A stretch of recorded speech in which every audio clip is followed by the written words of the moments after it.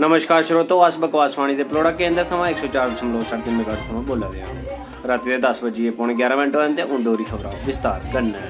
अज मोनिया गोंदी और अपने घर आले ते निक्के मुड़े पोरुल गोंदी कन्नै ते निक्की ननान ते बड्डी जठानी कन्नै हेलीकाप्टर पर जम्मू लोहड़ी मंगन आए दे हे। सुनने च हवा करदा जे उन्हें अपना helicopter Jammu bus stand parking च लाया ते दो टोलियां बनाइयां, एक बंदे दी जनानी ते लोहड़ी मंगन चलदे होए। बंदे दी टोली च पारुल गोंदी और सूहे सैले फलूस लाइयै हरन बने दे हे ते जनानियां टोली च मोनी गोंदी और हरनियां बनी दियां हां। बंदे दी टोली ने पैहले घर जंदे गै टोडे पर टोडा, टोडे पर साग, साग पर मर्च, मर्च लगी कोड़ी गाया ते कुंजा रपे ते मुट्ठ भरियै रेवड़ी दी मांग कीती। कुंजा रपे ते मूंगफली रेवड़ियां उनें नेईं मिलियां, मगर बदले च उनें गी 2 बोरियां आलू देइयै धक्के मारियै बाहर कड्ढेआ गया ते एह् आखेआ गया जे इसी अपनी मशीना च पाइयै सुन्ना कड्ढी सकदे हो ते रेवड़ियां भी खरीदी सकदे हो। जदों कोला खुश होइयै पारुल गोंदी होरें कंगे पर कंगा एक कर चंगा आखेआ ते भैड़ा मुंह बनाइयै उत्थों चलदे होए।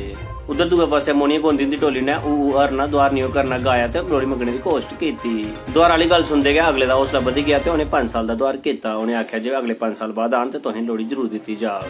जिसी सुनदे गै मोनिया गोंदी होरें तुक्के पर तुक्का एक बार भुक्खा गाया ते उत्थों भैड़ा मुंह बनाया ते चलदे होए। अज्ज ते उस वेले होई जेल्लै दवां टोलियां शामी घर वापस जाने आस्तै बस स्टैंड पुज्जियां, जिथे दिखदे दिखदे म्युनिसिपैलिटी ने उंदा हाई कोर्ट दा 5 साल दा चलान कीता ते हेलीकाप्टर दी टो चेंज करियै मुंडे पर पाया ते चलदे होए। इधर उंदे माड़े हालात दिखदे होई तवी ट्रांसपोर्ट ने उनेंगी विद फैमिली रेवड़ियां मूंगफली देइयै तवी दे रस्ते किश्ती च बिठाइयै फौरन गै दिल्ली रवाना कीता ते शांति दा फरमान जारी कीता ते जियां गै ओह् घर पुज्जी जाङन तुसें इतला करी दित्ती जाग। ते श्रोतो एह् डोगरी दा बुलेटिन इत्थै गै समाप्त होआ। मिगी कुलदीप दियो इजाजत, नमस्कार।